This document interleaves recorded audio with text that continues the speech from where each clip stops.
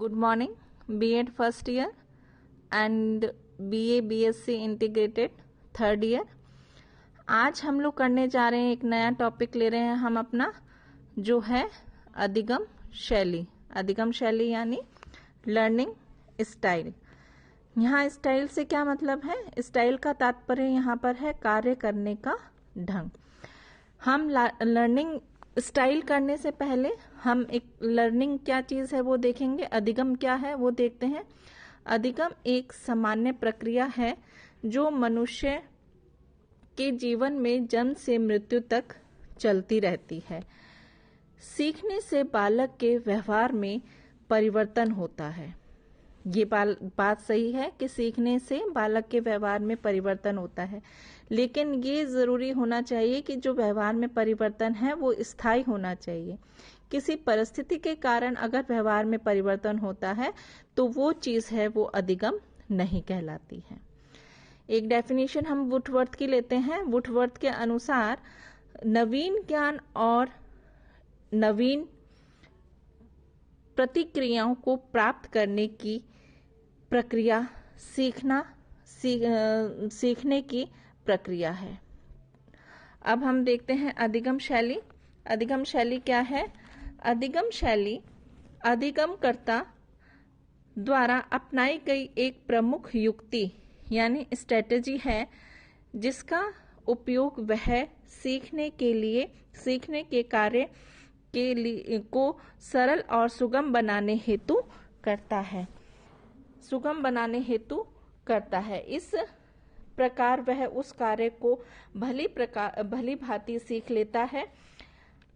अधिगम शैली एक ऐसी शैली है जिसमें अधिगमकर्ता अध्ययन के प्रति एक विशिष्ट दृष्टिकोण विकसित करता है तथा एक विशिष्ट प्रक्रिया को अपनाते हुए कार्य को व्यवस्थित ढंग से संपादित करता है।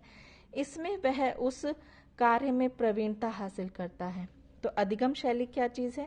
जिसके अंतर्गत वह कार्य को सरल और सुगम बनाते हुए कार्य संपादित करता है और कार्य में प्रवीणता हासिल करता है। अब हम एक डेफिनेशन लेते हैं वुल्फोक के शब्दों में। अधिगम शैली अध्ययन के प्रति एक विशिष्ट दृष्टिकोण या उपागम है। अब हमने कि लर्निंग स्टाइल हमने किया, अधिगम शैली किया है। अब इसको हम प्रभावित करने वाले कारक करते हैं। तो अब इसके जो प्रभावित करने वाले कारक हैं, देखिए अधिगम शैली को प्रभावित करने वाले कारक। इस अधिगम शैली को प्रभावित करने वाले कारक को दो प्रकार हमने इसके लिए हैं। पहला हमने लिया है आंतरिक या व्यक्तिगत कारक, बाह्य या वातावरणीय कारक। ये हमने इस तरीके से एक स्ट्रक्चर तैयार किया है जिससे आपको आसानी से समझ में आए। फिर हम एक एक पॉइंट लेते हुए इसे एक्सप्लेन करेंगे। तो अब हम लेते हैं अपना आंतरिक या व्यक्तिगत कारक, जिसे हम कहते हैं इंटरनल और पर्सनल फैक्टर। इसको भी हमने 3 भागों में डिवाइड किया है। पहला हमारा आता है मानसिक कारक। मानसिक कारक यानी मेंटल फैक्टर जो हमारा है। तो मेंटल फैक्टर के अंतर्गत देखिएगा, मेंटल फैक्टर के अंतर्गत क्या क्या आता है? बुद्धि, रुचि, इच्छा, कौशल, अभिव्यक्ति आदि। जो भी अधिगम के लिए जो भी है कि बुद्धि किस प्रकार की है, उसकी रुचि किस प्रकार की है, उसकी इच्छा किस प्रकार की है, तो ये भी सब बातें हैं वो अधिगम को प्रभावित करती हैं। फिर आता है शारीरिक कारण यानी कि फिजिकल फैक्टर। फिजिकल फैक्टर के अंतर्गत हम क्या लेते हैं? शारीरिक स्वास्थ्य, परिपक्वता, या फिर हम कह सकते हैं विकलांगता, वाणी दोष, आयु आदि। ये चीजें आती हैं हमारी फिजिकल फैक्टर्स के अंतर्गत, जो हमारी अधिगम शैली को प्रभावित करती हैं। तीसरा आता है भावात्मक कारक। भावात्मक कारक के अंतर्गत जो हमारे संवेग होते हैं उनको हम लेते हैं क्रोध, भय, ईर्ष्या, संकल्प शक्ति, आत्मविश्वास या आत्महीनता। ये हमारे भावात्मक कारक के अंतर्गत आते हैं। अब हमारा ये जो हमने ए पॉइंट लिया था हमारा आंतरिक या व्यक्तिगत कारक, उसके अंतर्गत 3 कारक लिए थे, उसको एक्सप्लेन किया है। अब हम लेते हैं हमारा सेकंड जो कारक है वो है बाह्य या वातावरणीय कारक, जिसको हम कहते हैं एक्सटर्नल और एनवायरमेंटल फैक्टर्स। इसके अंतर्गत हम पहला पॉइंट अपना लेंगे अभिप्रेरणा। अभिप्रेरणा यानी मोटिवेशन।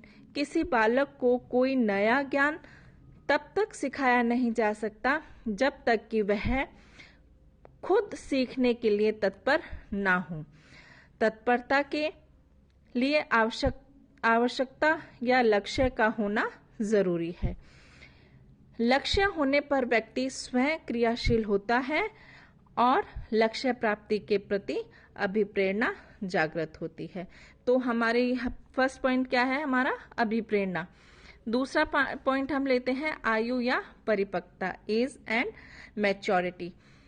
परिपक्वता और आयु को ध्यान में रखकर ही अधिगम शैली निर्धारण की जानी चाहिए, क्योंकि किसी अनुक्रिया हेतु कुछ न्यूनतम शारीरिक व मानसिक योग्यताएं वांछनीय होती हैं जो परिपक्वता के साथ ही आती हैं। जैसे एक 5 वर्ष के बालक को व्याख्यान विधि जो हम बोलकर सुनाते हैं द्वारा यदि ज्ञान नहीं दिया जा सकता है, उसके लिए करके सीखना या दृश्य सामग्री का ज्यादा जो विधि है वो उपयुक्त होगी। फिर हमारा तीसरा पॉइंट आता है इच्छा शक्ति। इच्छा शक्ति यानी विल पावर जो हमारी होती है। चाहे कोई भी अधिगम शैली का प्रयोग किया जाए, इच्छा शक्ति के अभाव में किसी बालक को कुछ भी नहीं सिखाया जा सकता है। इच्छा होने पर बालक स्वयं सीखने की दिशा में कार्य का प्रयास करता है और सफलता प्राप्त करता है। अतः अधिगम शैली पर बालक की इच्छा शक्ति का प्रभाव पड़ता है। फोर्थ पॉइंट आता है हमारा इंटरेस्ट यानी रुचि। अधिगम शैली का चयन बालक की रुचि के अनुसार किया जाना चाहिए। सामान्यतः व्याख्यान विधि प्रदर्शन विधि की अपेक्षा नीरस होती है। अरुचि होने पर अनिच्छा होती है, जिससे अधिगम सफल नहीं हो पाता है। फिफ्थ पॉइंट आता है हमारा अभ्यास यानी प्रैक्टिस। किसी भी अधिगम शैली द्वारा शिक्षण कराया जाए, परंतु अभ्यास करने से अधिगम की मात्रा में वृद्धि होती है। अभ्यास के अभाव में अधिगम विलोप होता है। फिर हमारा 6 पॉइंट आता है व्यक्तिगत कारक इंडिविजुअल वेरिएशन। इसमें हम लेते हैं प्रत्येक बालक किसी दूसरे बालक से भिन्न होता है, अर्थात सभी बालक की भौतिक क्षमता, रुचि स्तर, योग्यता आदि भिन्न पाई जाती है। अतः अधिगम शैली का चयन व्यक्तिगत भिन्नताओं को ध्यान में रखकर करना चाहिए। फिर हमारा 7 पॉइंट आता है विषय वस्तु की प्रकृति, नेचर ऑफ सब्जेक्ट मैटर्स। विषय वस्तु की प्रकृति का प्रभाव भी अधिगम शैली पर पड़ता है। यदि कार चलाना सीखना है तो उसके लिए प्रायोगिक शैली ही उपयुक्त होगी, और हिंदी के दोहे अगर करना है तो व्याख्यान विधि ही उपयुक्त होगी। ठीक है। फिर 8 पॉइंट आता है हमारा पुनर्बलन। सीखने की प्रक्रिया में सफलता और असफलता का ज्ञान करना अधिगम शैली को प्रभावित करता है। सफल होने पर बालक को सकारात्मक पुनर्बलन प्राप्त होता है, जिससे वे प्रोत्साहित होकर और अधिक सीखने को प्रेरित होता है। चाहे किसी भी अधिगम शैली का प्रयोग किया जाए, वह पुनर्बलन द्वारा प्रभावित होता है।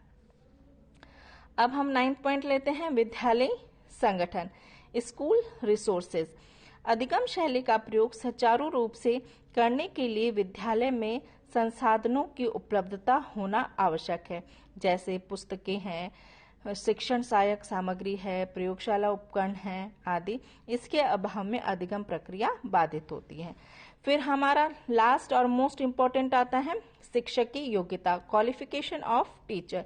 अधिगम शैली के प्रभावी संचालन के लिए शिक्षक की योग्यता होना आवश्यक है। उसे बाल मनोविज्ञान का ज्ञान होना चाहिए ताकि वह बालकों के स्तर के अनुकूल अधिगम शैली का प्रयोग कर सके।